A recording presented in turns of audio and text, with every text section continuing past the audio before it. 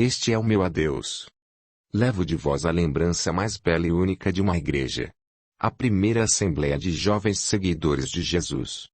Honrai o Espírito que vos impregna, honrai a vossa mocidade. Inumeráveis vezes me lembrarei de vós, de vossas faces sem rugas, de vossa sadia alegria e vos acompanharei pelo pensamento, perguntando notícias a quem chega aos distantes lugares que atingirem meus passos. Não desejai isenção de dificuldades. Lembrai de que, sem o esforço iluminativo para o íntimo, ninguém penetrará ao santuário da verdade divina, sobre a qual tantos falarão, mas que tão poucos poderão alcançar. Reunidos pela derradeira vez, alimentemos o Espírito com o pão do Evangelho. Relembremos o Senhor na repetição de sua ceia fraternal. Tomou do pão que se encontrava sobre a mesa e partiu em pedaços. Depois, depositando de novo na cesta em que se encontrava, passou aos assistentes. Viu o rústico utensílio correr de mão em mão, num denso silêncio e, mais e mais, aproximar-se de Prisco. Por fim estava nas mãos de Filoctemo que me passou. Eu colhi trêmulo o meu pedaço e percebi enrubescida, que todos os olhos estavam postos em mim. Então voltei-me para ele e estendi-lhe. Nossos olhos se encontraram e um fulgor se levantou, devastador, de meu desesperado olhar para o olhar dele. Prisco estremeceu, mas sua mão estava segura e firme quando se ergueu e colheu a coda. Percebi que uma lágrima arisca me corria pela face e voltei o rosto para que não surpreendessem aquele instante fugídio, que me pertencia por exclusividade. 2 pedaços de pão tinham restado e foram compartilhados por minha mãe, Eusótio e depois por Arrius. Nós os comemos em silêncio e quando levantei os olhos vi que muitos dos meus companheiros choravam. Eu não tinha, pois, razão para ocultar minhas lágrimas. Arrius orou dizendo: Senhor Jesus, nesta hora em que relembramos o banquete de tua fraternidade, rogamos-te que nos ajudes a bem traduzir o teu evangelho em todas as línguas e em todas as culturas, para que seja exaltada a tua grandeza e destacada a tua sublimidade. Ajuda-nos a semear-lhe a poesia, a comentar-lhe a verdade, mas ajuda-nos também a interpretar-lhe as lições impondo-nos o raciocínio, aprimorando-nos o coração e reformando-nos a inteligência para que elas, por ti, através de nós, possam aperfeiçoar os costumes e aclarar os caminhos. Senhor, ajuda-nos a encontrar o momento em que tua mensagem sublime possa ser impressa em nós mesmos, nos refolhos de nossa mente, no recesso de nosso peito, por ações e palavras, princípios e ideias, aspirações e esperanças, gestos e pensamentos. Porque, Senhor, em verdade, se o céu nos permite espalhar-te a divina mensagem no mundo, espera também, nós o sabemos, que nos convertamos igualmente em traduções vivas do Evangelho na terra. Ajuda-nos, pois, Senhor, a trilhar as sendas humildes que nos competem, para que um dia possamos caminhar ao teu lado na rota das estrelas. Que assim seja. Eu me encontrava à cabeceira de Prisco, no lugar mesmo em que me postaria se fosse sua noiva ou irmã, e não longe de mim, através do véu das lágrimas, via aqueles que eram para mim os seres mais caros no mundo. Prisco tinha o seu pedaço de pão entre as mãos. Não o comera. Percebendo que eu notava a circunstância, pergunto-me em voz débil: Sentes que eu não o tenha comido? Não, eu compreendo, não é por isso que choro. Foi belo, ele comentou. E surpreendente que se possa crer assim. Não se trata de um simples respeito às coisas exteriores, é interior. Mas eu não poderia comer este pedaço de pão sem essa força interior. Eu amo a tua honestidade. Dá-me o pão, eu o guardarei. Quem sabe, um dia, o queiras de volta. Ele deu-me o pão. Seu olhar seguiu os movimentos de Arrius que se aprestava para partir. Ele se aproximou de nós e seu alto vulto se deteve junto ao catre. Ele e Prisco se entrefitaram serenamente. Arrius segurou-lhe uma das mãos, postou a outra sobre sua cabeça. A paz de Deus fique contigo. Falou. Prisco tentou tartamudear qualquer coisa. Arrius sorriu-lhe. Já sei, queres dizer que não és cristão. Prisco não respondeu e um belo sorriso iluminou o rosto do pregador. Ele disse sempre a sorrir, retendo a mão de Prisco na sua. pelo que também na Escritura se contém. Eis que ponho em Sião a pedra principal da esquina, eleita e preciosa, e quem nela crer não será confundido.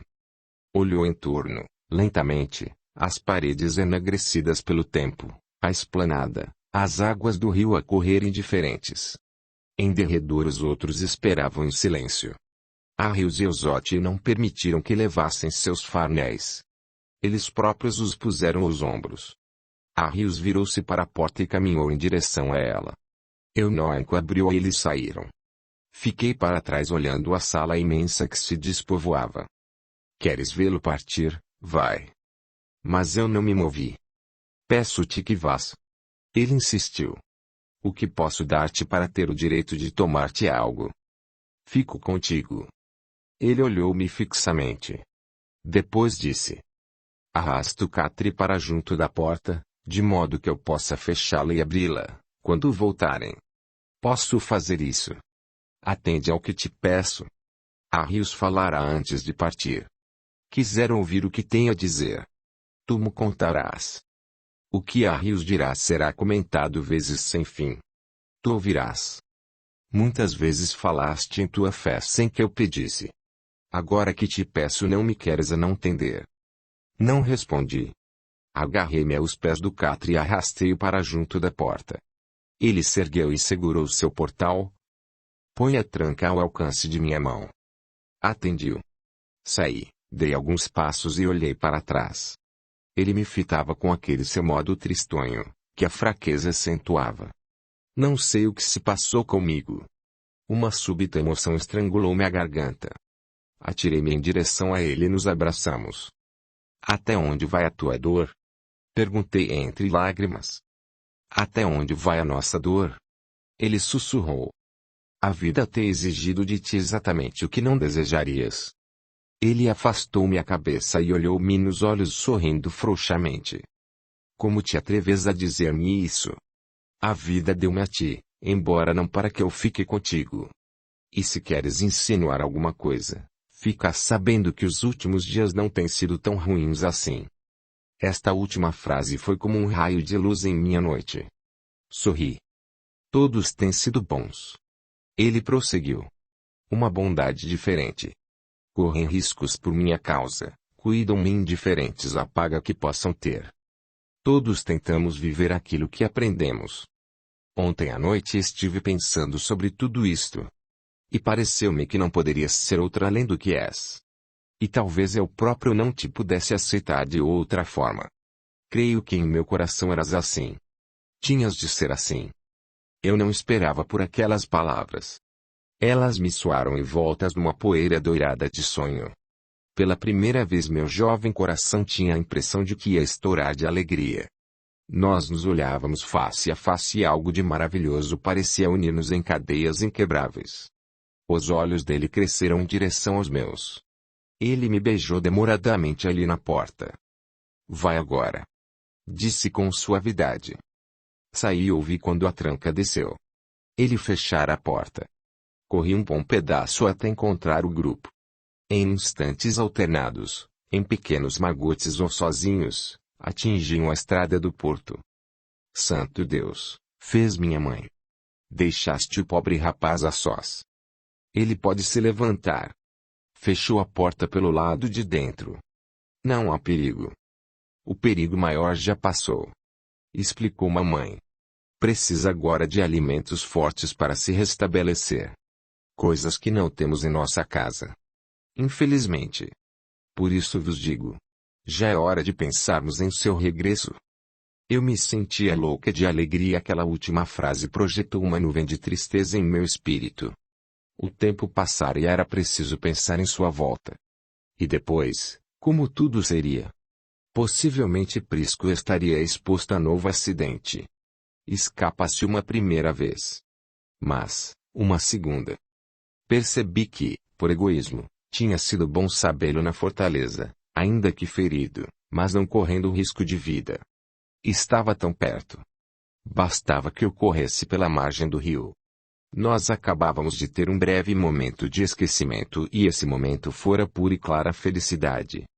Mas poucos minutos se haviam passado e mamãe me fazia saber que era preciso lembrar e, lembrando, pensar no que era preciso fazer. Tudo aquilo, no fundo, representava de novo a nossa separação. Todos os homens do mundo sentiam o sabor horrível da distância. Não, a distância podia ser favorável para muitos, em inumeráveis situações, mas eu me lembrava das noites e dos dias em que não tinha tido uma única notícia dele e um frio desinquietante se fazia em mim. É nossa vez. Sigamos em 3. Mamãe, Súrio, eu. Sentes alguma coisa? Não, nada. Estás pálida. Só porque corri até aqui. Chegamos à estrada e, em seguida, ao cais. Apenas os mais antigos frequentadores da igreja se faziam presentes. Vinham e nos cumprimentavam alegremente. O ar encheu-se com o rumor de vozes que cumprimentavam, dizendo: Auguri. E não faltavam outras que já empregavam a expressão de arrios. Glória ao Pai pelo Filho no Espírito Santo. Assim seja. Enquanto o pequeno navio aprestava-se para partir, reparei que Arrius e os nossos dirigiam-se às ruínas do velho teatro. Foi-se localizar sobre uma pilastra semi-desfeita pelo tempo e a multidão seguiu discretamente. Um silêncio feito de expectativa e respeito caiu sobre nós. E foi em meio a ele que, tomando os pergaminhos que Eusótio lhe estendia, com voz grave e pausada Arrius leu o trecho compreendido no versículo 15, do capítulo 4 da Epístola de Paulo aos Efésios. Antes, seguindo a verdade com caridade, cresçamos em tudo naquele que é a cabeça, Cristo.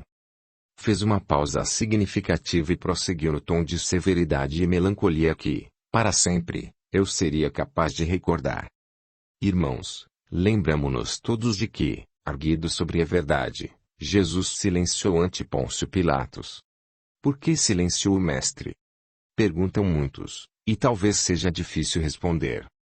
Porque a verdade é relativa, ela se manifesta ao homem pouco a pouco, pois que tudo no mundo avança e evolui e seria esforço vão aprisioná-la nos cárceres de conceitos que amanhã serão diferentes. Mas, direis, como interpretá-la mesmo no âmbito de nossos momentos perecíveis, já que não nos podemos dela nos apartar? E eis que aqueles que nos respondem surgem de fileiras diferentes. São os negadores oficiosos, alardeando superioridade, a asseverar que o real não vai além das formas organizadas. Ou são aqueles que querem fanatizar a fé só admitindo revelação divina nos círculos dos dogmas que abraçam. Paulo, entretanto, vem ao nosso encontro oferecendo proveitosa indicação aos que desejam penetrar o domínio dos conhecimentos mais altos. Necessário é que sigamos a verdade em caridade, sem propósito de encarcerá-la na gaiola da definição limitada. Convertamos em amor os ensinamentos nobres de que somos herdeiros. Verdade somada com caridade apresenta o progresso espiritual por resultante do esforço. Sem atendermos a esse imperativo, seremos surpreendidos por vigorosos obstáculos no caminho da sublimação. Necessitamos crescer em tudo que a experiência nos ofereça de útil e belo para a eternidade, com Cristo, mas não conseguiremos realização sem transformarmos diariamente a pequena parcela de verdade possuída por nós em amor aos semelhantes. A compreensão pede realidade tanto quanto a realidade pede compreensão. Irmãos, quem tiver olhos de ver que veja, quem tiver ouvidos de ouvir que ouça. Houve um silêncio depois do qual, voltando-se para suas anotações, Arrius tornou a ter. Tornou, pois Jesus a dizer-lhes: Em verdade vos digo que eu sou a porta das ovelhas. João, capítulo 10, versículo 7. Irmãos, não basta alcançar as qualidades da ovelha quanto a mansidão e ternura, para atingir o reino divino. É necessário que a ovelha reconheça a porta da redenção com discernimento imprescindível, e que guarde o rumo, despreocupando-se dos apelos de ordem inferior, a eclodirem das margens do caminho. Daí concluirmos que a cordura, para ser vitoriosa, não dispensa cautela na orientação a seguir. Nem sempre a perda do rebanho decorre do ataque de feras, mas sim porque as ovelhas imprevidentes transpõem barreiras naturais, surdas à voz do pastor ou cegas quanto às saídas justas, em demanda das pastagens que lhe competem. Quantas são acometidas, de inesperado, pelo lobo terrível, porque, fascinadas pela verdura dos pastos vizinhos, se desviam de estrada que lhes é própria, quebrando obstáculos para atender a destrutivos impulsos. Assim acontece com os homens no curso da experiência. Quantos espíritos nobres hão perdido oportunidades valiosas pela própria imprudência? Senhores de admiráveis patrimônios, revelam-se, por vezes, arbitrários e caprichosos. Na maioria das situações copiam a ovelha virtuosa e útil que, após a conquista de vários títulos enobrecedores, esquece a porta a ser atingida e quebra as disciplinas benéficas e necessárias, para se entregar ao lobo devorador. Irmãos, quem tiver olhos de ver que veja, quem tiver ouvidos de ouvir que ouça. Arrius voltou a consultar seus apontamentos e, naquela nova pausa, meus olhos encontraram-se com os de Filoctemo. Ainda não fizeram a única referência direta ao assunto que empolgava as igrejas e, no entanto, ali estava a questão, claramente oferecida à meditação de cada um.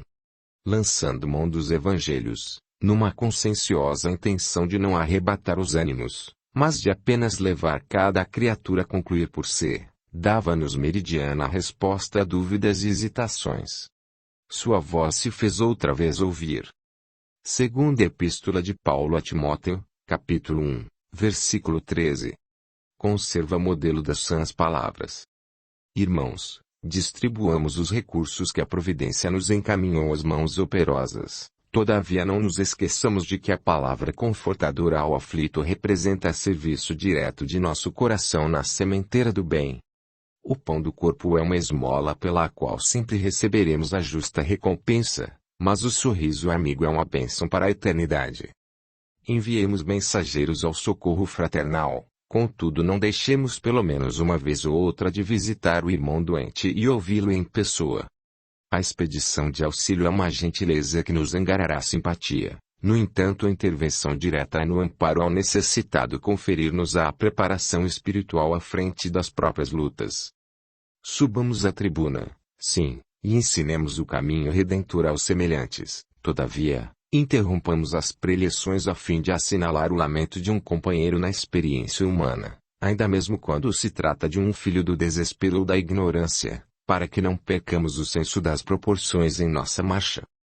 Cultivemos as flores do jardim particular de nossas afeições mais queridas, porque, sem o canteiro de experimentação, é muito difícil atender à lavoura nobre e intensiva. Mas não fujamos sistematicamente à floresta humana, com receio dos vermes e monstros que a povoam, porquanto é imprescindível nos preparemos para avançar mais tarde, dentro dela.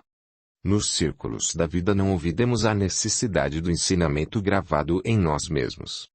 Assim como não podemos tomar nosso alimento individual através de alguém que nos substitua, e nem podemos aprender a lição guardando suas páginas na memória alheia, não conseguiremos comparecer ante as forças supremas da sabedoria e do amor, com realizações e vitórias que não tenham sido vividas e conquistadas por nós mesmos.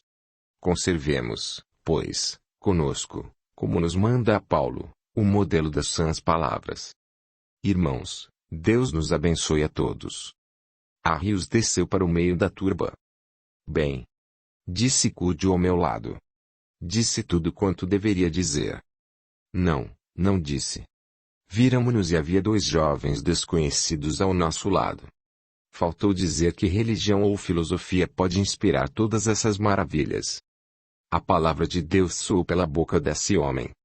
Comentou outro jovem de fisionomia decididamente semítica. Como se chama ele? Arrius avançava pelo pontão em cujo extremo alcançaria a embarcação. Eu respondi algo distraidamente, seguindo com o olhar o vulto solene. Arrius. O de fisionomia semítica teve uma exclamação. É o pregador cristão de quem te falava. Então gostaste. Eu não te dizia. Resolve-te de uma vez por todas, homem. Se não te decidires, irei sozinho. Será hoje ou nunca. E como saberemos se é dia de reunião? Sabes mesmo onde se encontra a igreja? Mas é claro, já andei rondando. Embora o diálogo, a partir do momento em que eu pronunciara o nome de Arrius fosse articulado entre sussurros, não me escapou. Então, Dino Pino, algo me passou pela cabeça. Prometei que não saireis daqui, que esperareis até que eu voltei, pedi-lhe abordando-os. Eles se entreolharam e depois fixaram-me com desconfiança. Eu desejei tranquilizá-los. Não tereis medo de uma moça, pois não? Por menos orgulho que pudéssemos ter, está claro que não. Excelente.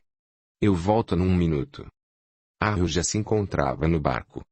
Os grossos cabos eram recolhidos e, empunhando as compridas varas, os marinheiros preparavam-se para desencostar o barco. Encontrei Filoctemo enquanto essas manobras eram feitas. Quantos elos deve ter a tua corrente? Perguntei-lhe de chofre. Contando comigo e com Romano Prisco, 40. E quantos já encontraste? Contando comigo? Sim. Disse eu com impaciência. Contando contigo. 39.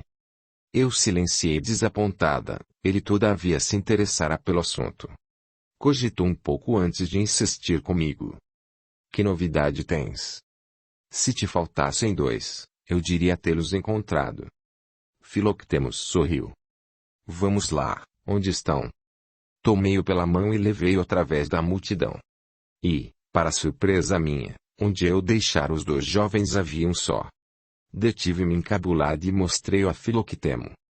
Eram 2, um não me esperou. E que dizes daquele jovem, acolá, junto da pilastra? Repara bem. A mão de Filoctemo transpirava na minha. Não é preciso reparar. É o que faltava. Aproximemo-nos. Ele ouviu a pregação de Arros e instava com o outro para que o acompanhasse à igreja. Acercamo-nos do moço. Teu amigo não pode esperar? Perguntei-lhe. Ele sorriu constrangido. Eu estava perplexa e, olhando para Filoctemo, julgava descobrir um brilho de triunfo em seus olhos. Tu terás de te decidir sozinho, falou Filoctemo sorrindo-lhe. Quase sempre é assim. Como te chamas? Um sorriso misterioso se imprimiu no rosto de Filoctemo quando o outro respondeu. Atanásio. Atanásio. Cruzou a trilha até a margem do rio e se deteve. Encontrou uma árvore em que se apoiar. O frio subia das águas. Ele suspirou e ficou a olhar a noite extremamente azul, a névoa leitosa que se levantava do remanso das pequenas enseadas. Imediatamente quis prosseguir, tocar para a frente o seu plano. Aproximou-se mais e mais da margem, seus pés tocaram a água muito fria, suas pernas ficaram pesadas, a correnteza agora cantava-lhe em torno do peito. Avança mais e abre os braços, deixa-se levar sem resistência. Atanásio luta pelo ar, a água agita-se, fecha-se, ele mergulha no escuro. Ele tirita apesar de enrolado em mantas grossas e de rentear o fogo aceso. O velho e a velha olham-no penalizados. O homem pergunta-lhe ao vê-lo de olhos abertos. És tão jovem. Por que o fizeste? Por quê? Atanásio chora desconsoladamente. Entre soluços conta sua breve história. Fala de seus pais e irmãos mortos num dia horrível em que um proprietário vizinho apropriara-se das terras de seu pai, a quem titulava cão judeu. Refugiado entre os galhos de uma oliveira, ele assistira a cena nefanda. Sua pequenina irmã, de apenas 3 anos, fora atravessada a espada diante de seus olhos angustiados. A casa ardera e os vizinhos medrosos, a ciciar reprovações, tinham chegado. Atanásio emudecera. Durante anos iria se alimentar de frutos estragados e restos na zona do mercado. Um dia, o fragor de um raio sobre a árvore vizinha às ruínas em que se refugiara, devolve-lhe o dom da fala. Entretanto envenena-se. Atanásio já não pode conter em si sua revolta sempre crescente. Ele não sabe perdoar. Seus pensamentos são como serpentes hostis que se emaranham umas às outras. Não pode esquecer. Toda a sua recordação é um ódio grande demais, uma fúria, uma dor que não pode suportar. Atanásio decide apagar-se com a morte. Entretanto o velho salvo da correnteza. Nessa noite ouvem sua horrível confissão. O homem balança a cabeça. Oh, as lembranças! Se são tão tristes precisam ser esquecidas. Essas coisas não servem nem para ti, nem para ninguém. Pensas que os outros também não têm recordações? Sim, para cada uma tua.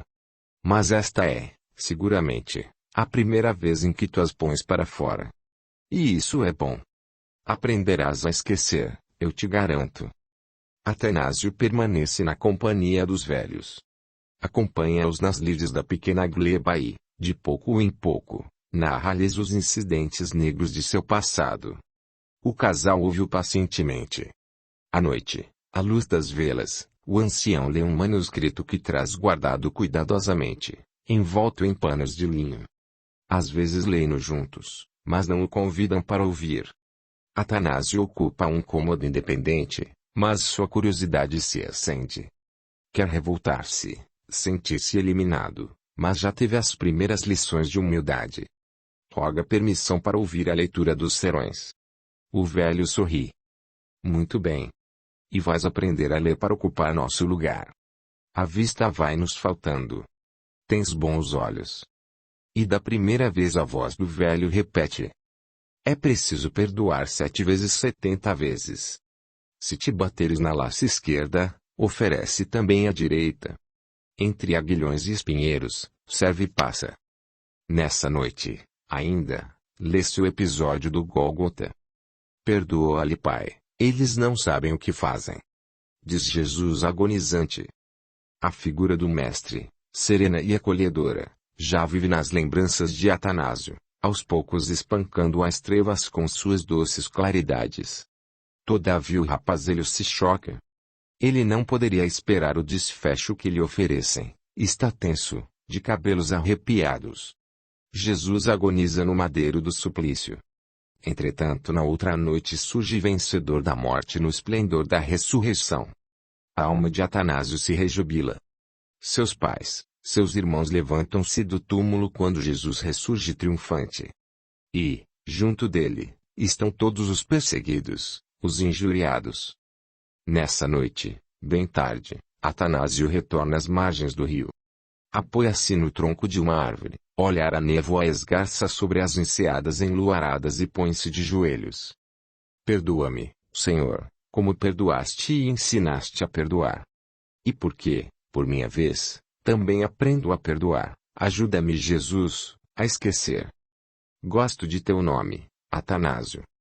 Não é nome comum entre os de minha raça. Eu me chamo Filoquitemo e penso que temos muito a conversar. A partida do barco, entretanto, desviou-nos as atenções. Afastando-se lentamente, a força de varas, tendia para a correnteza. Nossos amigos moviam-se pelo pontão cobrindo a distância crescente que nos separava mais e mais do pregador. Filoquitemo tomou Atanásio pelo braço. Vamos! Disse. Arrius fazia acenos de adeus e sua voz chegou até nós, pela última vez repetindo sua saudação habitual. Glória ao Pai pelo Filho no Espírito Santo.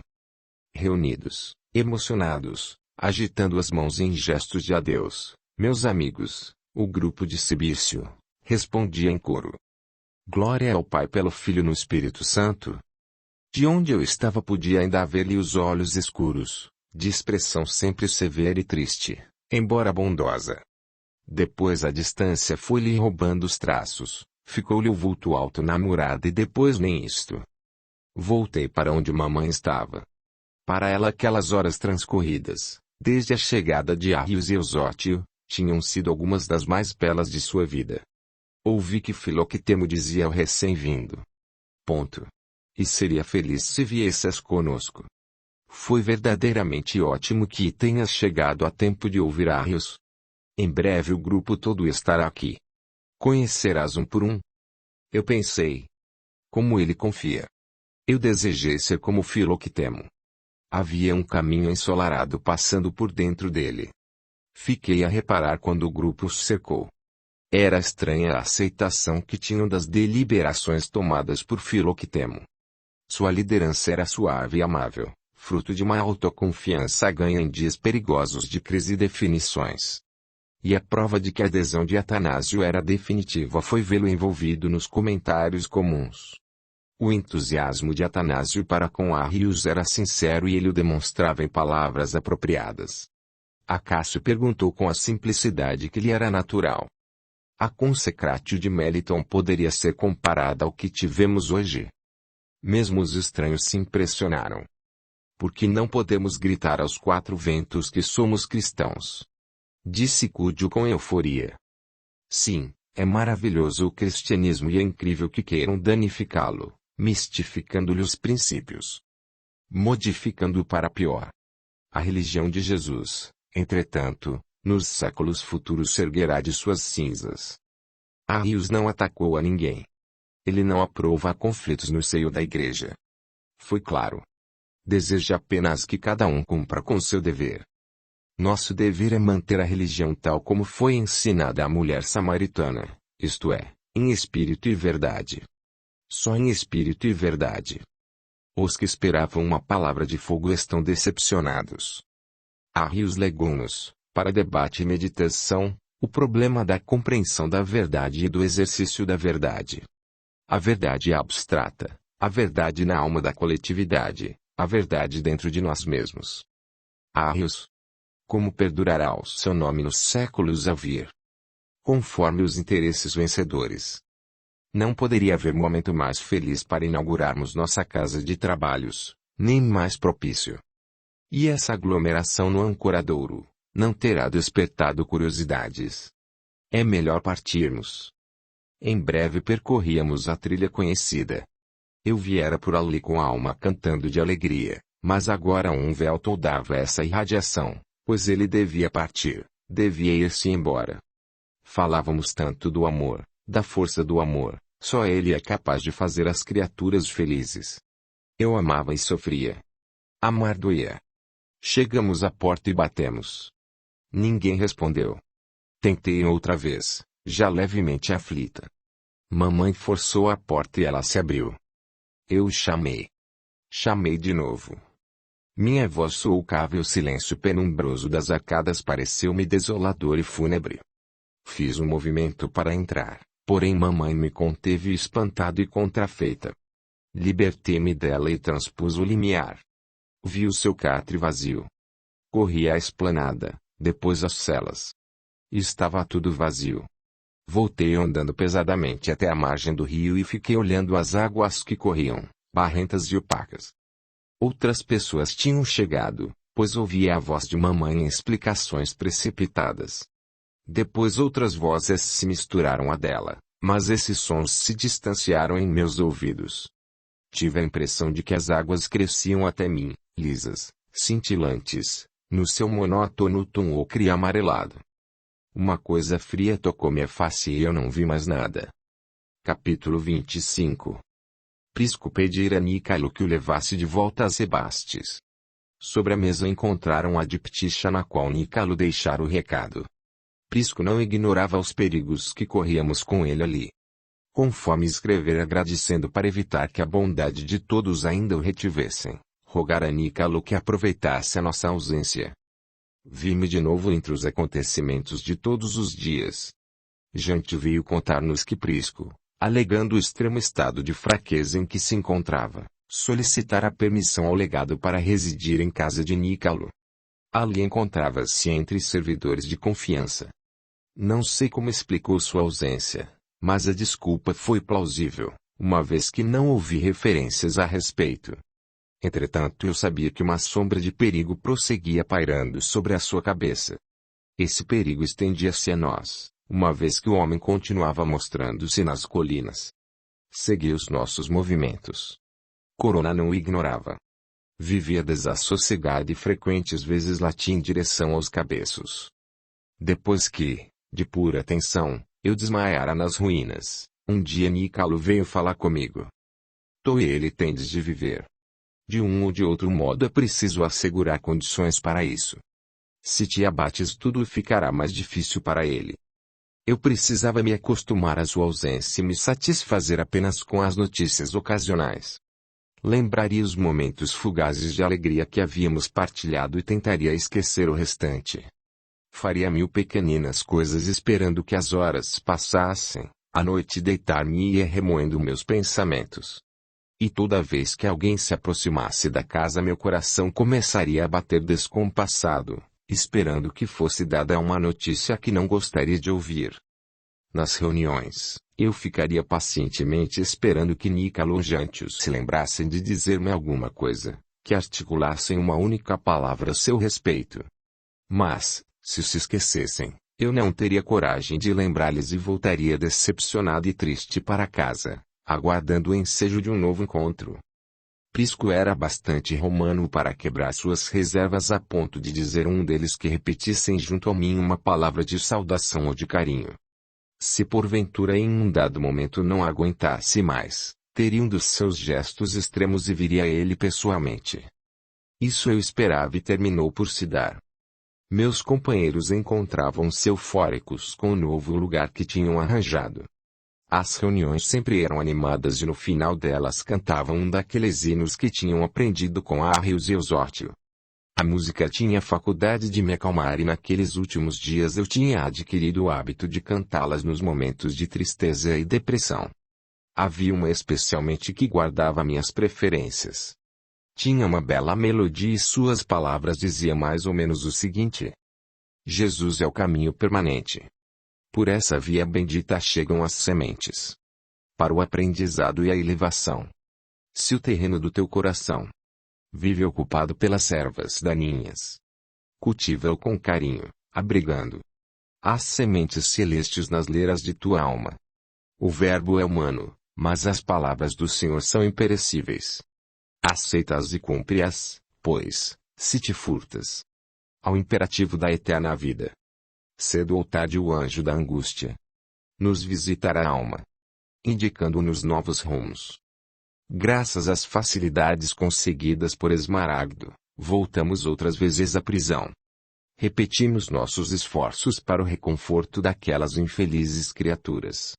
E embora nas duas primeiras vezes Prisco não estivesse presente, nas últimas já o encontramos, e, animados por sua presença aqui, ao lado dos benefícios materiais, foi possível iniciar o trabalho da pregação evangélica àquelas rudes almas.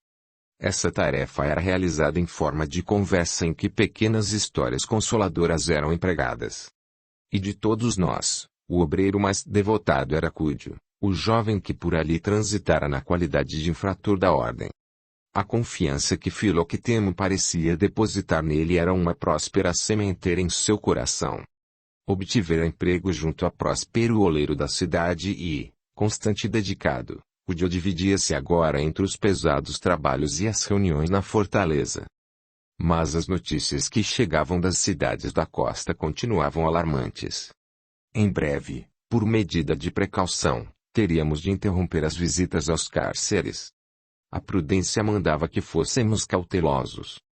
Lembro-me da última vez em que socorremos os detentos, pois estivemos reunidos em torno da fonte que Valério descobrira. Posso ainda ver-lhes as cabeças jovens e sorridentes. Um profundo dom espiritual parecia envolvê-los e à medida disso era a alegria natural e espontânea com que se reuniam, igualando diferentes culturas, diferentes níveis de inteligência e condições sociais, reunindo-os numa inflexível deliberação de viver as lições da Boa Nova. Confraternizados em nome de Jesus, eram todos iguais e nem a mais leve diferença os separava. O grupo Sibirso era uma confraternização pelo coração.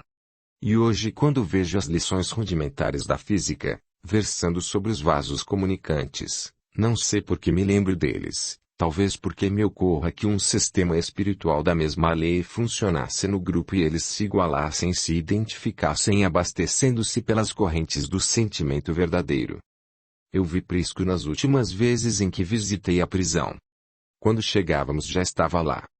E depois, durante todo o tempo que gastávamos nas diferentes tarefas, facilitadas agora não só por Esmaragdo, mas ainda pela própria adesão dos detentos, eu o sentia por perto, embora só raramente o pudesse ver.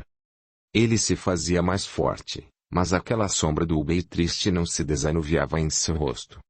Eu tinha um desejo cruel de vê-lo sorrir, de assistir ao espetáculo dos seus olhos negros emitindo pequenas fagulhas, como acontecia quando ria, por qualquer motivo. Apenas uma coisa me alegrava em meio a tudo aquilo. Era a lealdade de Nica Lonjantius e, agora, a de Esmaragdo também. Eram os seus maiores aliados e caminhavam com ele ao longo das estradas e ruas, cheios de ansiedades e riscos. Prisco não se referia a mim, eles respeitavam o seu silêncio. Mas Nicalo por vezes se aborrecia e exclamava: "Não é justo." Sim. Eu redarguia. Tudo se configura um mal. Mas não seria possível, Nicalo, transformar esse mal em algo de bom para cada um de nós? Um dia me perguntou. O homem continua vigiando das colinas. Não o vemos, mas há claros indícios de que continua. Prisco sabe disso. Resolveu o problema pagando um espia para vigiar o espia. Rimos os dois, pouco à vontade, com essa tolice. Depois o rosto dele se fez sério. Aquele homem continuará lá até enervar Prisco e fazê-lo perder a paciência. Receio que, inesperadamente, venha a cometer uma imprudência. Ele não pode tomar tal atitude, sabes bem disso, Nicalo. É preciso que o convenças. É melhor deixar passar o tempo. Otávia desanimará. Afinal, as reuniões na fortaleza não têm sido prejudicadas. O homem poderá ficar ali 100 anos, se quiser.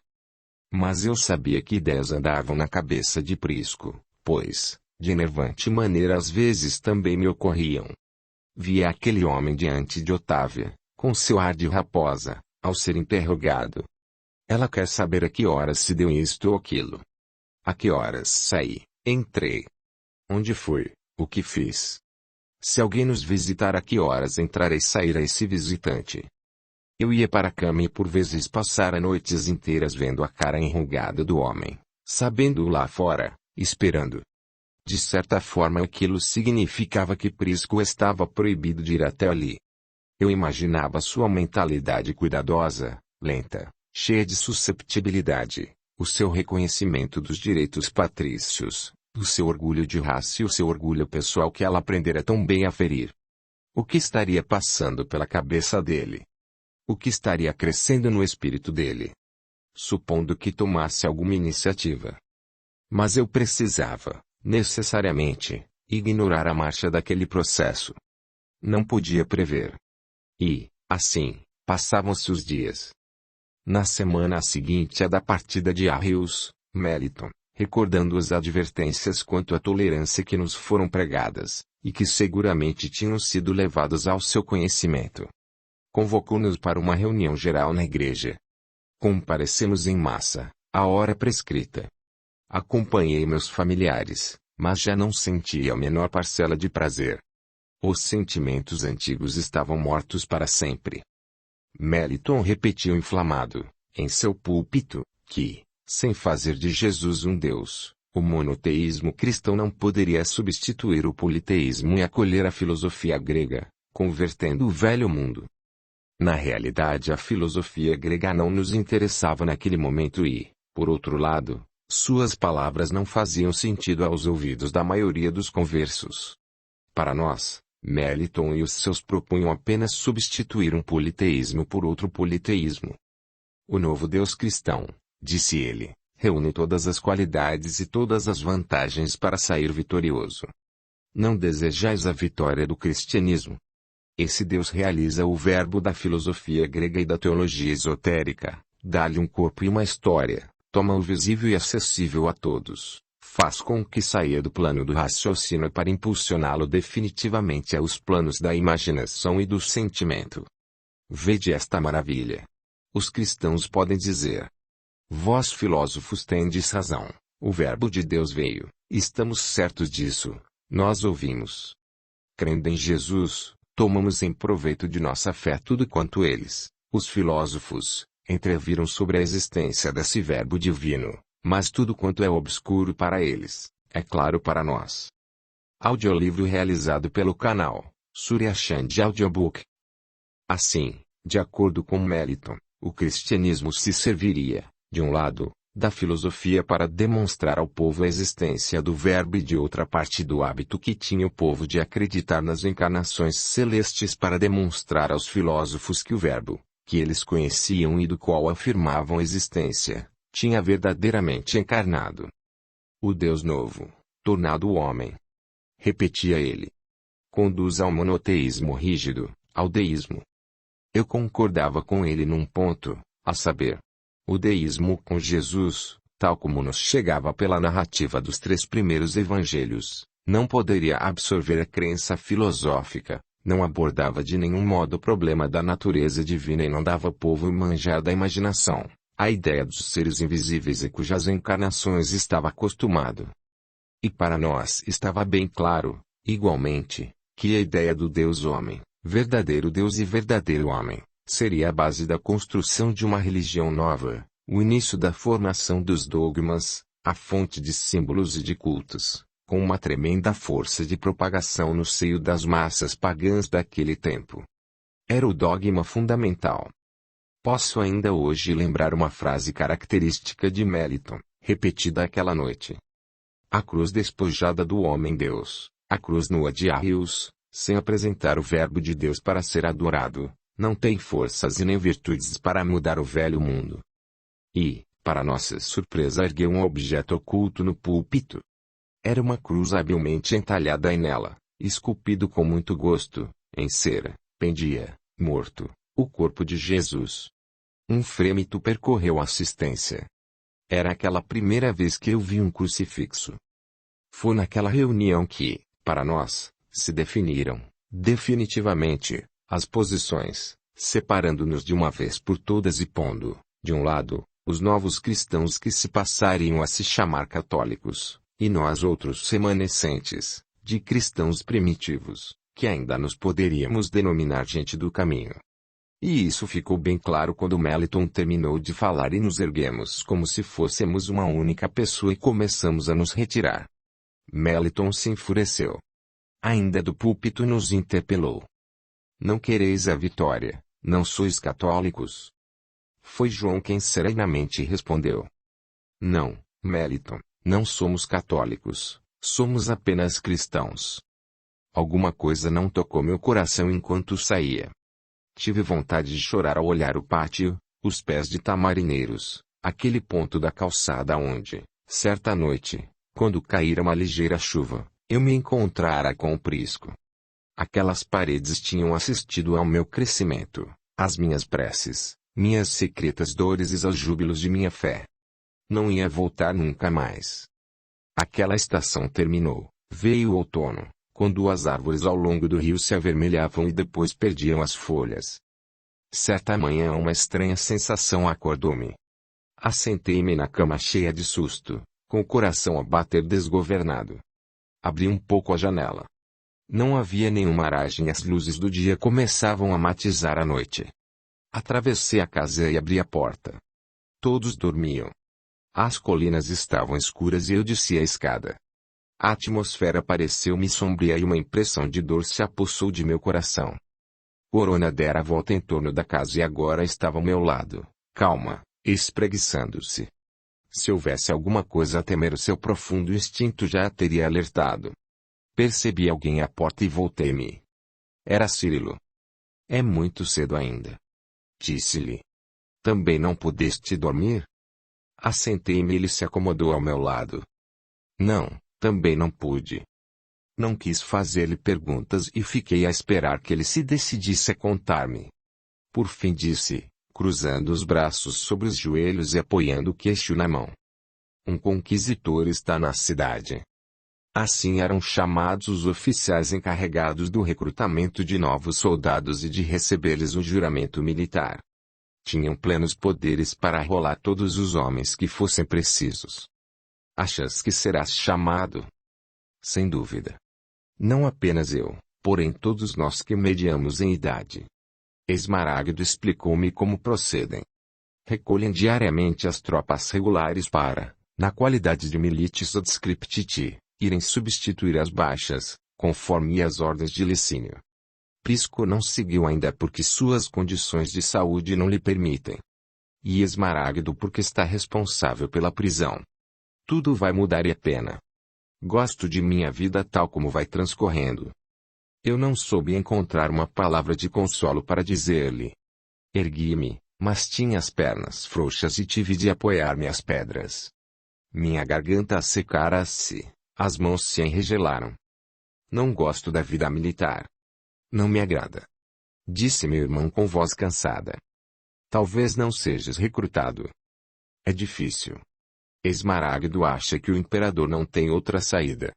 Tem de lançar mão dos milites provinciais, tem de convocar tropas nativas, se não quiser ficar desguarnecido.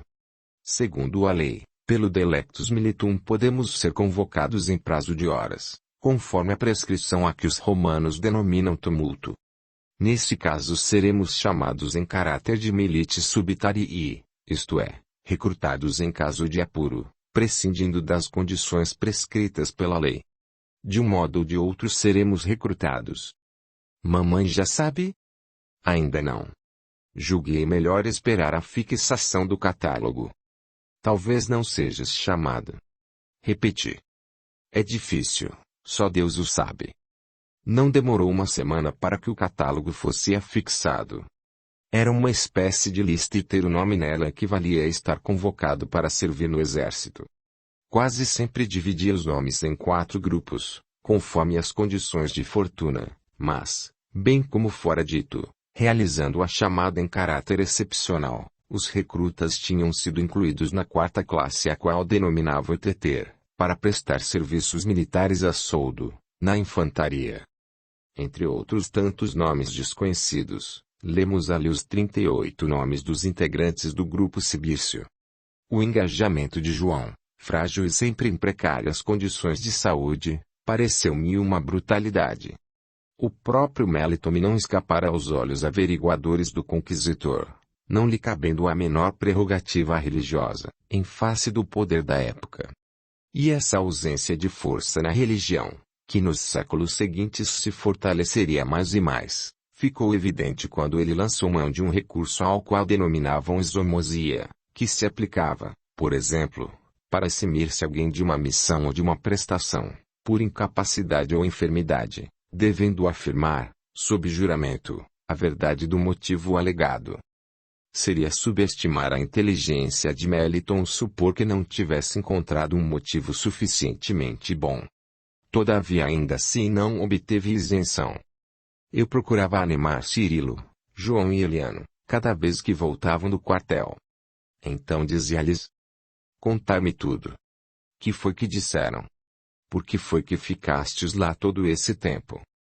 O conquisitor volta e insiste sempre em tal juramento que teremos de fazer, demorando-se em detalhes que não nos interessam. Depois faz as mesmas perguntas que já fez ontem e anteontem. Temos prática de exercícios. O que pensamos do imperador? Que espécie de relações temos com os romanos? Como se usa uma lança? O que faríamos se fôssemos atacados assim ou assado? Alguns fugiram, desapareceram nas estepes. Estão ao seu encalço para castigos terríveis. Será melhor manter o sangue frio, disse Eliano. Não é justo fugir, concordou João com doçura. Somos todos iguais. Se alguém tem de ficar, fiquemos todos. Esse aceitamento do mais frágil, a despreocupação e a alegria que João ostentava, serviam aos outros de ducha de água fria. Cirilo abraçava-o. Não temos um programa agradável pela frente, dizia. Mas quando te ouço falar assim, percebo claramente o que tenho a fazer. Vamos encarar a coisa de frente, sem desviar os olhos. Eu percebia que mamãe chorava às escondidas. Frequentes vezes encontrava com as mãos na cabeça, assentada nos cantos, e perguntava-lhe se sentia alguma coisa, desejando que se desabafasse comigo. Mas apenas dizia: estou cansada, filha. Tão cansada que não posso ver nem ouvir coisa alguma. Deixa-me sozinha, em silêncio, por algum tempo. Chegou o momento em que Cirilo teve de contar a vovô o que se passava e foi doloroso assistir à sua perturbação. Pôs-se a chorar e a tentar dizer, desesperadamente, alguma coisa, embrulhando sons e grunhidos, batendo com os punhos na mesa e nas paredes. Cirilo abraçou-o e vi que choravam juntos. Sempre que podia, Filocteno vinha até nossa casa. O pior é que já não poderemos nos reunir tantas vezes. De fato, as reuniões na fortaleza se tinham reduzido a apenas uma por semana e isto embora os novos recrutas não tivessem sido chamados definitivamente à castra. Depois disso, nunca mais poderiam totalizar o grupo, já que a saída não podia ser facilitada senão a grupos diferentes, a espaços diferentes. Os equipamentos tiveram de ser pagos por nós e isso trouxe um problema diferente à nossa casa.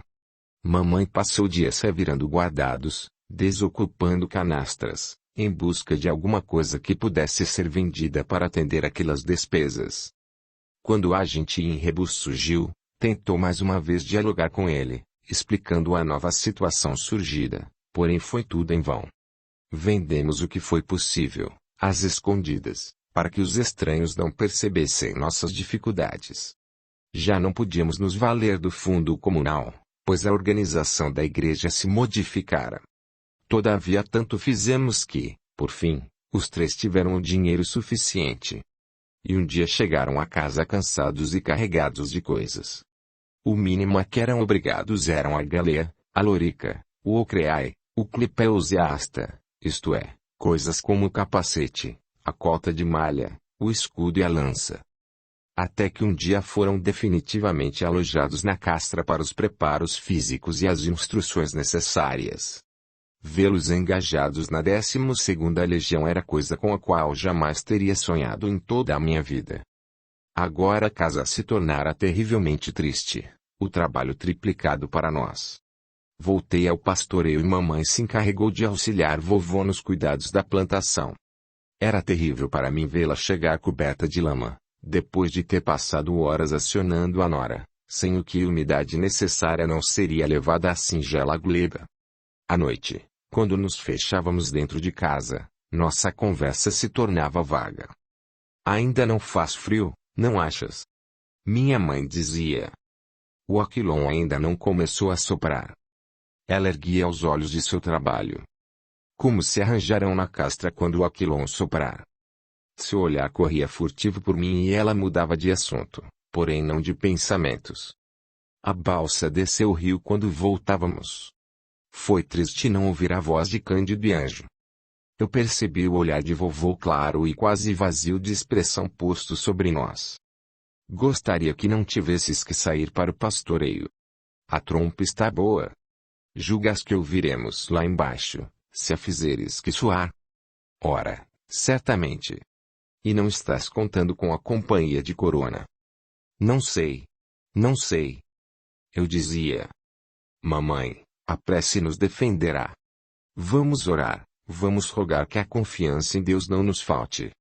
As dificuldades têm um começo e um fim.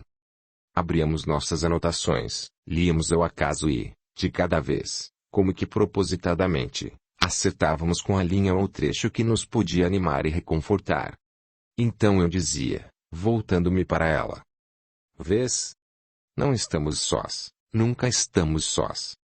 Orávamos implorando proteção para nós e nossos amados ausentes. Mamãe me dizia. Não pensas que me revolto. Mas sinto um vazio tão grande. Tento me acostumar, mas preciso de tempo. Se ao menos teu pai estivesse conosco.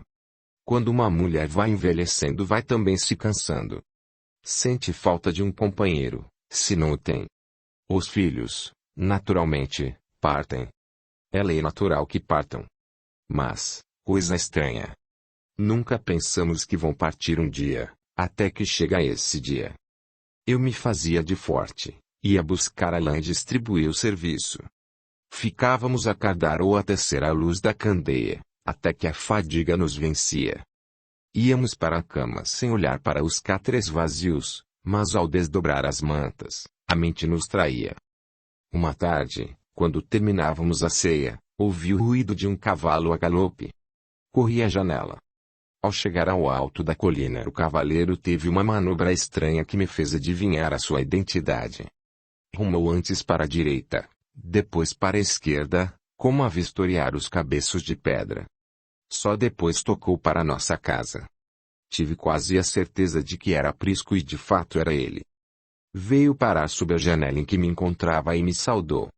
Devo ter gaguejado qualquer coisa, sem atinar com o motivo que o trouxera, embora fosse de seu feitio uma decisão como a que tomara. Vim vê-la e gostaria de falar com tua mãe. Disse-lhe que entrasse. Ele subiu a escada e transpôs a porta. Mais uma vez nossa rústica simplicidade não pareceu lhe atrair atenção. Vovô curvou-se cumprimentando. Ele não pode falar. Por que não? Cortaram-lhe a língua. O conhecido vinco se desenhou na testa dele, aproximando-lhe as sobrancelhas. Perguntou. Como foi? Quando? Há 15 anos atrás, quando foi publicado o último edito contra os cristãos. Papai foi morto.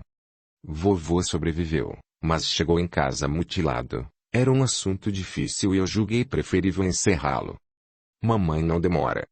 Desceu ao aprisco. Deve voltar imediatamente. Ofereci-lhe um dos bancos e assentei-me no outro. E tu, como estás? Assim como me vês. E tu? Não ouvi mamãe entrar e quando percebi ela estava por detrás de nós. Ela pareceu contrafeita. Nossa casa não é o que desejaríamos oferecer-te. Disse usando uma velha forma de polidez. Vim para vos agradecer quanto foi feito por mim. Devo-vos a vida. Vossa bondade foi extrema. Tudo foi feito com espontaneidade e alegria. Ocorreu-me dizer-vos que ficarei por algum tempo em Sebastes. Como tribuno estarei bem próximo de vosso filho e seus amigos. Terei imenso prazer em fazer por eles o que me for possível. Se isso puder dar-vos algum descanso, quero dar minha palavra de que não me esquecerei de nenhum deles um só instante. Aquilo foi demais para nós três. Mamãe e vovó não contiveram as lágrimas. Eu me levantei e fui me debruçar à janela. Prisco ficou a nos olhar e houve uma pausa em que apenas os soluços de mamãe soaram na sala. Ela disse enxugando os olhos no avental. Crede, nossa pobreza é até uma pobreza de palavras. Não tenho como agradecer-vos. Ele não disse nada, mas se levantou e despediu-se. Eu desci com ele até onde o cavalo fora atado. Prisco recolheu as rédeas, porém não montou. Poderias caminhar comigo? Assenti com a cabeça. Ele disse. Saber esperar não é virtude minha. Vou até onde posso. Hoje disse a mim mesmo. Pelas fúrias. Montei e vim. Agora estou aqui, está feito. Mas estive a espiar lá por cima. Nada vi. Talvez tenham modificado ou até mesmo desistido de seus planos. Lentamente fomos subindo a colina, ele levando o animal pelas rédeas. A noite vinha caindo e, suavemente, uma estrela surgiu sobre nossas cabeças. Quando eu era menina desejava que as estrelas caíssem como a chuva. Eu desejava ter os braços e o rosto respingadas por elas. Ele sorriu. Sabes qual tem sido minha única distração? Perguntou-me. Fiz que não. Planejar uma fuga para nós dois. Para muito longe. Seria agradável e, certamente, o mais acertado e conforme as circunstâncias. Qualquer outro casal do mundo não hesitaria em tomar essa decisão. Não respondi e ele perguntou. Esperas que eu creia que te sentes feliz? Não. Mas em minha felicidade pesa muito a felicidade dos outros. A felicidade dos outros deveria ser a minha felicidade. Estás tentando tornar tudo mais difícil. Não, não estou. Se quiseres iremos embora todos. Tua mãe, o velho, Cirilo, até João e Eliano. Sou rico, eu não teria dificuldades. Saíste de nossa casa. Não viste o que somos. Pensa em teus amigos, no ambiente em que vives. Na realidade seríamos apenas um problema para ti. Tua mãe, tu, Cirilo vos adaptareis. Os anos do velho não podem ser contados pelos nossos. Terias uma esposa bárbara, plebeia cristã. Não precisarias dizer isso a toda hora, se quisesses. Tens o teu orgulho, eu tenho o meu. Quando me eleges, o que vês em mim? A mãe de teus filhos. Pois bem, se eu fosse capaz de trair o que tenho por mais sagrado, como poderias confiar em mim depois? Agora nos amamos dentro do que existe de mais alto e mais belo. A confiança. E depois? Como seria depois? Foi a vez de ele silenciar. Eu prossegui com doçura. É bom sonhar, mas a realidade é esta. Temos de ser coerentes conosco mesmos, não temos? É a única forma de nos respeitarmos e de podermos respeitar os outros. Uma questão de verdade pessoal. Não pensas que não te amo. Sim, amo-te, e agora, mais do que nunca. Hoje nos vieste trazer paz e alegria. És a ponte entre nós e aqueles que mais amamos. Houve uma pausa entre nós, em seguida ele perguntou. Que fazer então? Esperar. Até quando? Não sei até quando. Eu pusera ante o seu orgulho. Seria um engano pensar que poderíamos permanecer juntos enquanto o muro não ruísse. Nós nos amávamos, mas além do amor não havia entre nós um diálogo verdadeiro. Nossas linguagens eram diferentes. Poderíamos fugir, mas o obstáculo fugiria conosco. Estava em mim, estava nele. No começo poderíamos aceitar a enganosa situação. Mas, e depois? Eu já não era capaz de sonhar. Os sonhos não teriam forças para derrubar a muralha. O tempo teria de trabalhar nos dois domínios, no meu e no dele, porém em cada um com instrumentos diferentes. Sentamo-nos nos lisos rochedos que afloravam do chão. Ele me parecia tão infeliz, que me cortou o coração. Continuas em casa de Nícalo. Nícalo me disse que mantens um homem aqui, de vigília. Sim. Prisco, é triste que tenhamos de desperdiçar os raros momentos que temos de estar juntos. Não quero parecer impertinente, mas, para ser franco, estou cansado de toda essa situação. Meus dias, minhas noites, são longas e cansativas. Empilho os mesmos pensamentos, eles me pesam. Sinto muito. Eu disse lentamente. Esta é, realmente, uma coisa com a qual não nos podemos acostumar. Ele se voltou ansiosamente para mim.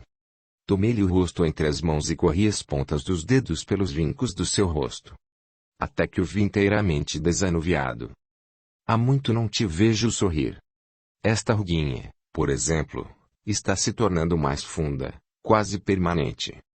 Eu tinha a ponta do dedo sobre aquele conhecido vinco, que quase unia as sobrancelhas dele. Seu rosto parecia tranquilo agora que as luzes o iluminavam com seus doces tons de ouro e rosa. Pensei. Um homem tão belo deveria ser o mais feliz do mundo.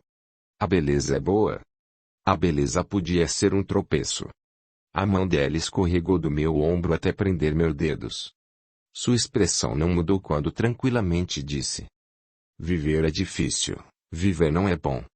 Sou uma pessoa igual às outras, não compreendo por que tudo há de ser tão extraordinário em relação a mim.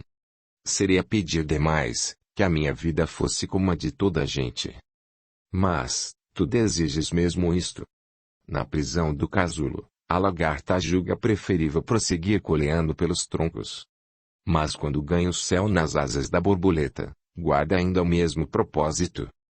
Ante minhas frases tão de acordo com o mundo em que eu vivia, ele sorriu apertando levemente os olhos.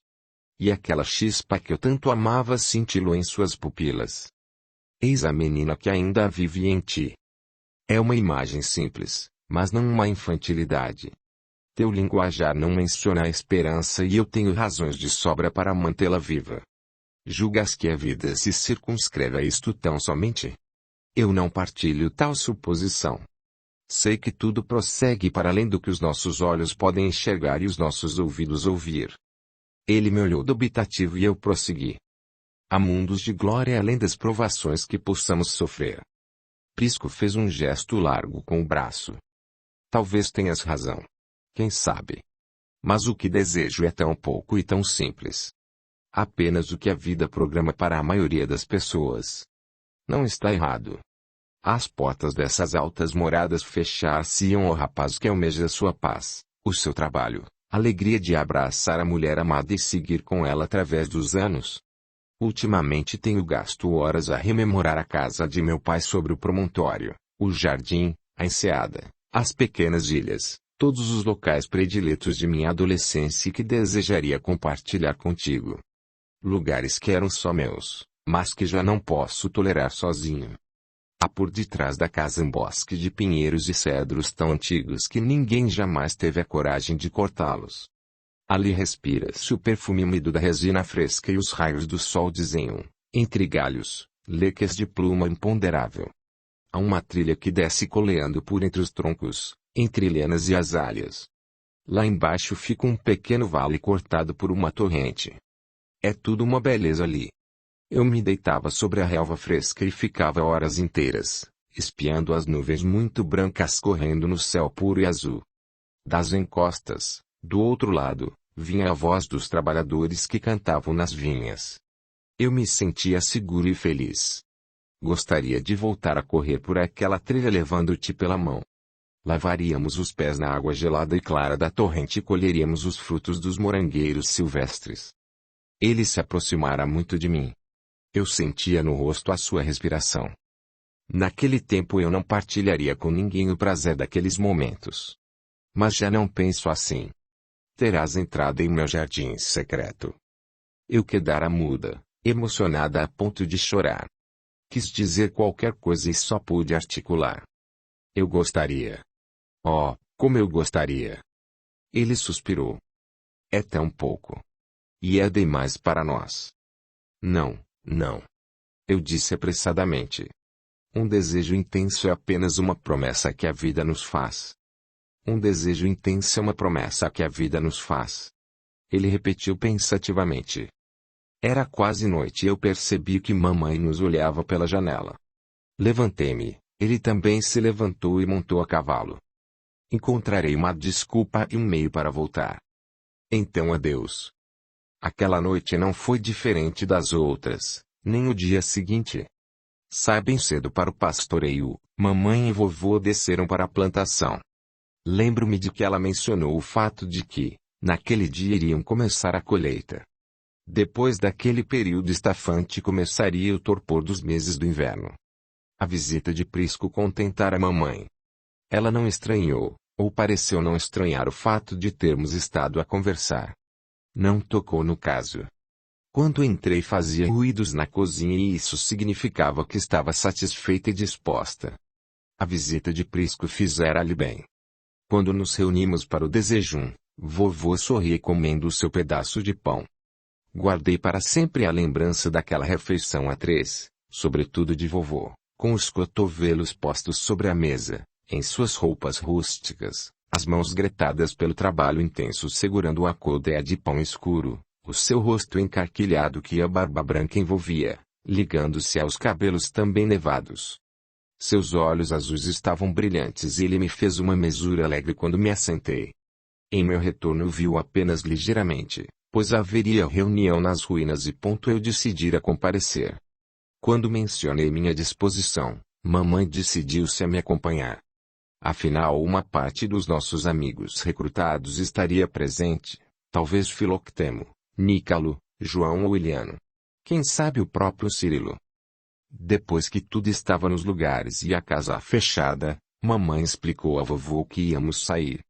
Corona ficaria com ele. Insistiu para que não abrisse a porta para absolutamente ninguém, a menos que fosse uma voz conhecida. E não tivemos nenhum pressentimento. Nada de estranhos. E se não se identificarem tu ficarás quieto e não abrirás a porta.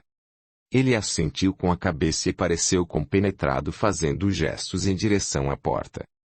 A noite estava calma quando, silenciosamente, nos esgueiramos até a margem do rio. As árvores outonais mostravam-se tristonhas no lusco-fusco da tarde. Havia um curioso aroma no ar, aquele olor característico de folhas pisadas e frutos silvestres amadurecidos e passados. Conforme vinha acontecendo, apenas uma parte do grupo estava presente e foi o Tiquio quem nos abriu a porta quando batemos os sinais convencionais. Esperava que viesseis. Disse-nos alegremente, pois Cirilo deverá chegar em breve, com alguns outros companheiros.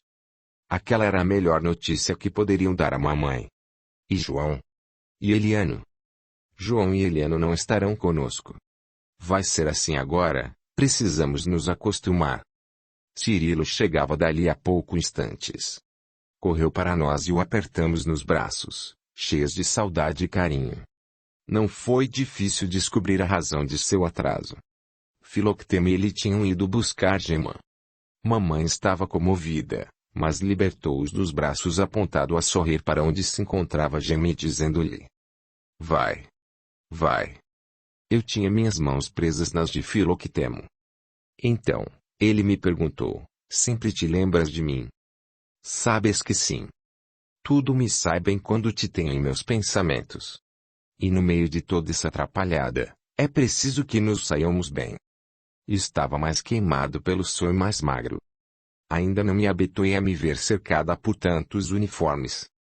Tu ficas diferente, todos ficais diferentes. Vê só, não parece uma reunião de quartel? E nós, as mulheres, vivandeiras. Rimo-nos os dois. Sabes, eu lhe disse, aguardo curiosamente a marcha dos acontecimentos. Com exceção de Prisco, estás com tua corrente completa. O teu sonho praticamente se realizou. Sereis 40 se substituíres Prisco por Meliton. Mas, por que, para que, estáis reunidos? Não sei. Eu mesmo penso nisto. Nota um detalhe curioso. Estivemos todos aqui com Arrius, Prisco inclusive. Toda uma sequência de acontecimentos trouxe-o para cá. Foi o inesperado, o incrível. Meliton, entretanto, esteve ausente. Aliás, ele não fez parte do sonho. De qualquer forma, mesmo Prisco não sendo um dos nossos, estamos todos reunidos na 12ª Legião. O que irá suceder em seguida, eu mesmo me pergunto. Filoctemo silenciou numa pausa em que seus olhos perpassaram distraídos pelas paredes. É mesmo curioso. Apenas Prisco destoa no conjunto. Prisco tem um espírito e os espíritos são mutáveis. Não suponhas que seja tão infranqueável quanto possa parecer. Preocupa-se conosco e, muitas vezes, com sacrifício pessoal, assume o comando para nos favorecer. Temo-lo constantemente por perto e, há poucos dias, exigiu que mantas melhores nos fossem fornecidas.